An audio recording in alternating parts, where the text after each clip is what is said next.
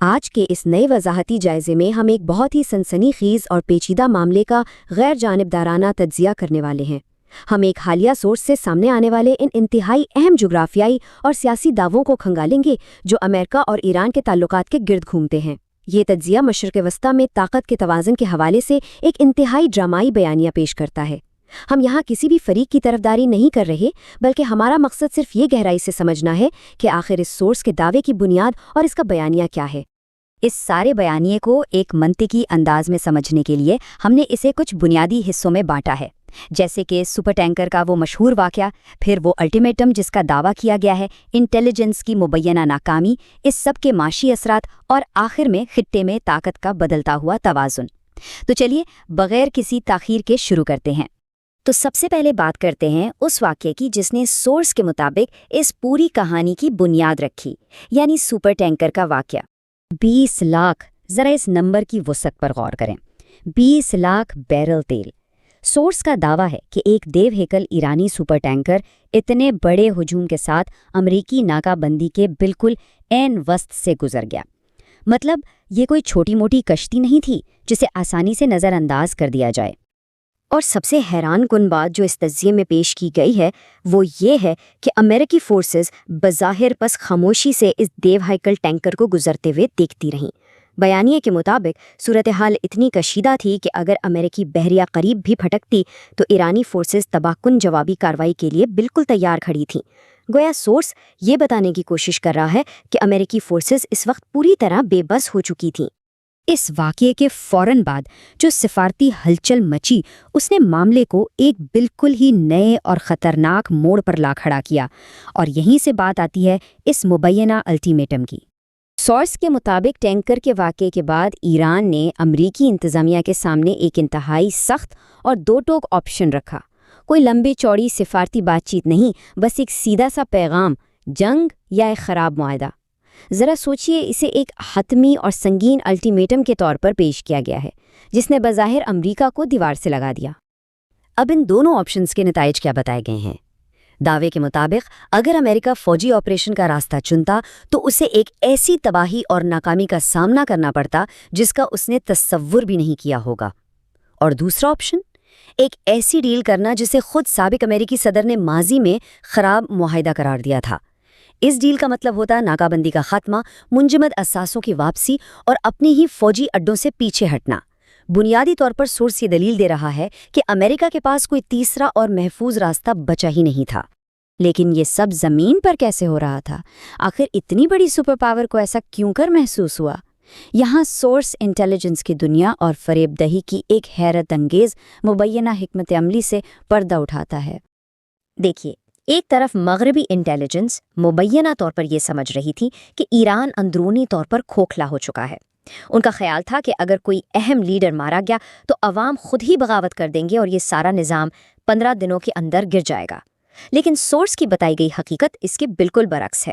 دعویٰ کیا جا رہا ہے کہ ڈبل ایجنٹس نے سالوں تک امریکہ اور اسرائیل کو غلط معلومات فیڈ کیں، اپنی اصل عسکری صلاحیتیں چھپا کر رکھیں، اور لیڈرشپ کو نشانہ بنائے جانے کے بعد قوم ٹوٹنے کے بجائے مبینہ طور پر پہلے سے بھی زیادہ مضبوط ہو کر سامنے آئی۔ اب ذرا میدان جنگ کی اس ملٹری ٹیکٹک پر غور کریں۔ یہ بالکل کسی سسپینس فلم جیسا لگتا ہے۔ سورس بتاتا ہے کہ سب سے پہلے تو گتے اور پلاسٹک کے نقلی میزائل لانچرز یعنی ڈیکوائز میدان میں نصب کر دیے گئے۔ پھر امریکی سیٹلائٹس نے مبینہ طور پر انہیں اصلی سمجھ کر غلط شناخت کر لی۔ نتیجہ کیا نکلا؟ امریکہ نے اپنے حملے ان نقلی اہداف پر ضائع کر دیے، اور جب انہیں لگا کہ خطرہ مکمل طور پر ختم ہو گیا ہے تو ٹھیک اسی وقت یعنی فیز 2 میں ایران نے اپنے اصلی میزائل باہر نکال لیے۔ یہ ڈیکوئے کوئی عام نقلی ڈھانچے نہیں بتائے گئے۔ دعویٰ ہے کہ یہ چین کے S-400 غباروں کی ٹیکنیک پر بنائے گئے تھے، جنہوں نے جدید ترین سیٹلائٹس کو بھی ایسا دھوکہ دیا کہ وہ گتے اور اصلی دھات میں فرق ہی نہیں کر پائے۔ سورس کا دعویٰ تو یہاں تک ہے کہ اس وقت کی امریکی انتظامیہ اور سابق صدر نے یہ سمجھ لیا تھا کہ انہوں نے 98% ایرانی میزائل تباہ کر دیے، جبکہ حقیقت میں اصلی ہتھیار تو بالکل محفوظ تھے اور دوسرے مرحلے کے لیے تیار تھے۔ یہ مبینہ طور پر انٹیلیجنس کی ایک بہت بڑی ناکامی اور فریب دہی کی شاندار مثال بتائی گئی ہے۔ خیر، یہ تو ہو گئی فوجی اور انٹیلیجنس کی بات۔ اب ذرا معیشت پر پڑنے والے اثرات کا جائزہ لیتے ہیں، کیونکہ بین الاقوامی سیاست میں اکثر سارا کھیل تو تیل اور پیسے کا ہی ہوتا ہے۔ اور یہاں ایک بار پھر ہم ایک خوشربا ہندسے کا سامنا کر رہے ہیں، 500 ارب ڈالر۔ سورس کا استدلال ہے کہ چونکہ ایران اب مبینہ طور پر سمندری راستوں پر حاوی ہو چکا ہے اور پابندیاں بظاہر غیر مؤثر ہو گئی ہیں، اس لیے وہ ممکنہ طور پر سالانہ اتنی خطیر رقم کما سکتا ہے۔ یہ ایک حیران کن دعویٰ ہے جو اس بات کی طرف اشارہ کر رہا ہے کہ معاشی دباؤ ڈالنے کی امریکی مہم مبینہ طور پر مکمل طور پر الٹی پڑ گئی ہے۔ اس بات کو ذرا ان اعداد و شمار سے سمجھتے ہیں۔ ماضی میں جب ایران پابندیوں کے سائے میں بلیک مارکیٹ یا گرے مارکیٹ کے ذریعے تیل بیچتا تھا تو یہ آمدنی بمشکل 40 ارب ڈالر کے لگ بھگ ہوتی تھی، لیکن اب سورس کا دعویٰ ہے کہ طاقت کے اس نئے توازن اور رکاوٹوں کے خاتمے کے بعد یہ آمدنی 400 سے 500 ارب ڈالر تک چھلانگ لگا سکتی ہے۔ یعنی اہم نقطہ یہ پیش کیا گیا ہے کہ پابندیوں نے ایران کی معیشت کا گلا گھونٹنے کے بجائے مبینہ طور پر اسے ایک بہت بڑا معاشی موقع فراہم کر دیا ہے۔ ان تمام واقعات، الٹیمیٹمز اور معاشی تبدیلیوں کا آخر میں مجموعی نتیجہ کیا نکلا؟ یہ ہمیں ہمارے آخری اور سب سے اہم حصے کی طرف لے جاتا ہے، مشرق وسطیٰ میں طاقت کا بدلتا ہوا توازن۔ سورس کا حتمی اور سب سے بڑا نتیجہ یہ ہے کہ امریکہ اب اس خطے میں اپنا اسٹریٹجک دباؤ کھو چکا ہے۔ اب نئے ہرمز جیسی انتہائی اہم تجارتی اور جغرافیائی گزرگاہ کو مبینہ طور پر کنٹرول کر کے اور امریکی بحریہ کو غیر فعال کر کے یہ دعویٰ کیا گیا ہے کہ ایران نے امریکہ کو ایک ایسی بند گلی میں دھکیل دیا ہے جہاں سے واپسی یا جوابی کارروائی کی کوئی قابل عمل حکمت عملی باقی نہیں بچی۔ اور اس بڑے دعوے کی پشت پناہی کے لیے سورس کچھ زمینی حقائق کا حوالہ دیتا ہے۔ مثال کے طور پر خطے میں پروازوں کے نظام کا معمول پر آنا، اسے ایک نئے ریکوری فیز یا بحالی کے مرحلے کی شروعات قرار دیا جا رہا ہے۔ بتایا گیا ہے کہ امریکی بحریہ گو کہ وہاں موجود ضرور ہے، لیکن وہ محض ایک خاموش تماشائی ہے۔ سورس کا ماننا ہے کہ یہ سب امریکہ کے اپنے غلط اندازوں اور کیلکولیشنز کا نتیجہ ہے، جس نے طاقت کا پلڑا مکمل طور پر ایران کے حق میں کر دیا۔